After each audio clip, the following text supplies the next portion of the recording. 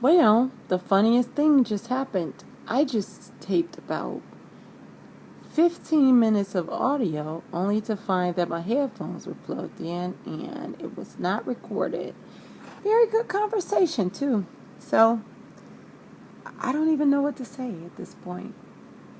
I don't know what to say. But I'll just move on. Today, I just was talking or speaking about my diet and this weight loss challenge and some of the challenges that I see other people deal with moving through some of the situations with, weight loss and staying active or maintaining an active lifestyle. For me right now, it's very easy to do, the 2 hours that I do, or at least 2 hours with yoga and the walking for 45 minutes at 4.0 on the treadmill because I'm, recently left my job and I have the time to kind of, just do that make that a priority. Where before I was so stressed out from work, I couldn't do much of anything. That was an issue. I just hope that my next job I don't have to suffer through so much stress, like the people stress. The job stress wasn't that bad, but dealing with the people, that became kind of difficult for me. So I'm hoping that my next opportunity is actually what opens up what's going to be my long-term career. When I think of the things I would like to do, I'm interested in health and wellness, physical fitness, nutrition, life coaching, selling t-shirts. That's my dream. Strange but true. That's what I really would like to do. So I'll take the time to kind of, do the work, make sure I'm doing the research, sorry. Make sure that I'm getting information that's going to be helpful to me. But I think now that I'm 36, it's time for me to really start buckling down and get over some of the immature ideas I had about just being able to jump into something and it being a success and actually start getting motivated about the work that goes behind the scenes, because I'm really wanting to see something different, see a change in, what my opportunities are and what's available to me. Today marks the 40th day that I've gone without alcohol, red meat, pork, pasta, rice, bread, milk and cheese, although I did have an incident with both of those. I had to scrape some cheese off of Caesar's salad, only to realize that there's cheese in the dressing. So that was a bad idea. That happened one time. And then I also had some chai tea with milk. Did not know that it was actual milk in the tea. So it was a latte. So that might mean milk, but I'm not bilingual, so I just drank it. It was delicious. Now I get my chai teas with almond milk because I am on restriction. What else did I give up? Red meat, pork, sweets, desserts, everything. And it's helped me somewhat. I think that I'm starting to see a little bit of belly fat movement where before it was kind of difficult for me to be steady.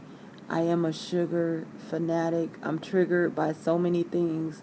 When it comes to my sugar intake, I really have to be careful. Like, I've given up coffee, but when I have coffee with cream in it, my mind says you have to have cake. Now you have to have cake. So I'll start with getting like the little Madeleines, and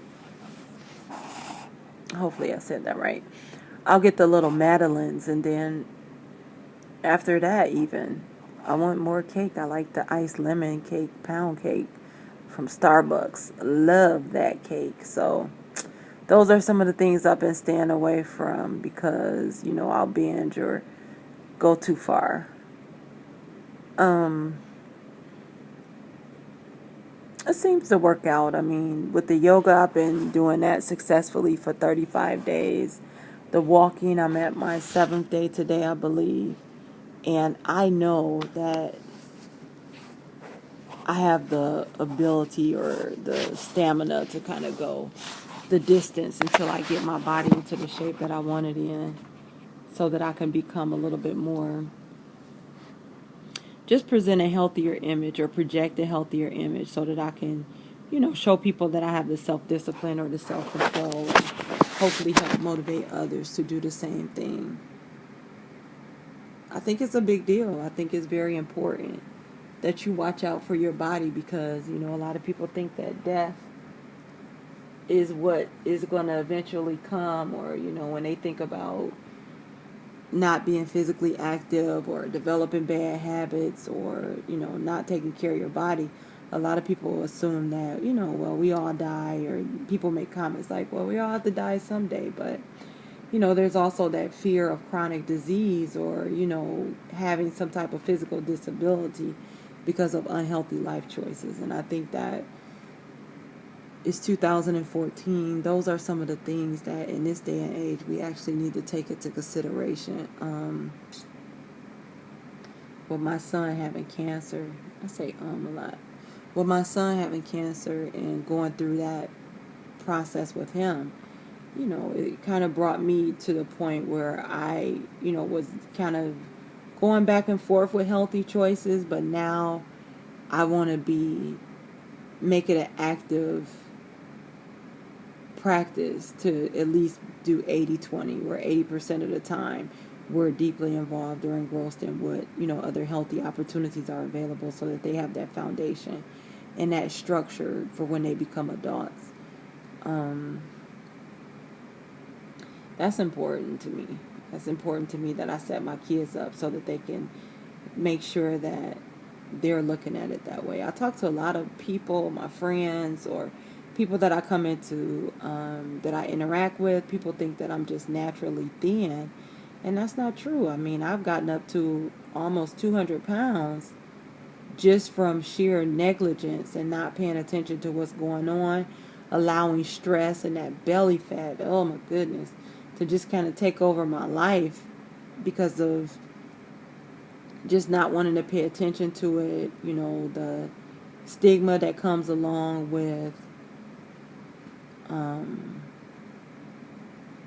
diet, or not participating in certain events or things where, food is a big deal. And in the African American community, I mean, everybody eats food, but, with us it's sugar, fat, sodium, sugar, fat, sodium, sugar, fat, sodium. And, people think, oh, well, so-and-so has diabetes, or so-and-so has high blood pressure, or, heart issues. And people really don't take into consideration how much of that is, your food choices and your diet. You could prevent so many things just from swapping out some foods, or, swapping out some lifestyle changes that, can stick with you for the rest of your life. I think I hear so many people now, it's like, I had surgery, or my gallbladder had to be removed, or this is my favorite one. And I could be wrong, I'm not an expert yet, but women who are breastfeeding, who claim that their babies cry all throughout the night. I don't know what that says to you, but to me it's kind of like,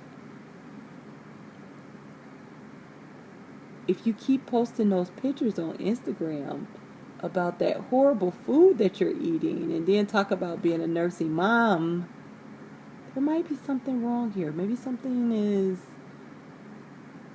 I don't know. The emperor is naked, is what I would say. But people don't pay attention to stuff like that. It's like we just subconsciously move forward.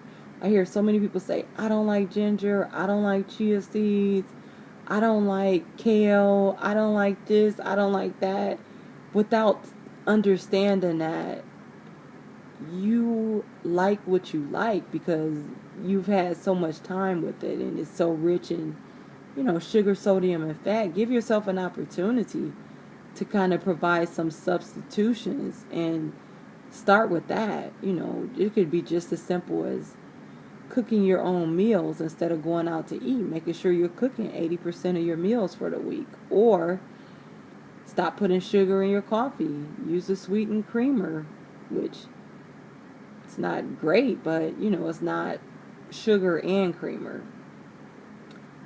Or, you know, making things from scratch. Make some of your favorite recipes from scratch. Quesadillas, pizza, lasagna, all of those things, instead of going to your favorite restaurant where you're going to be getting 3 times or 4 times the amount of sodium.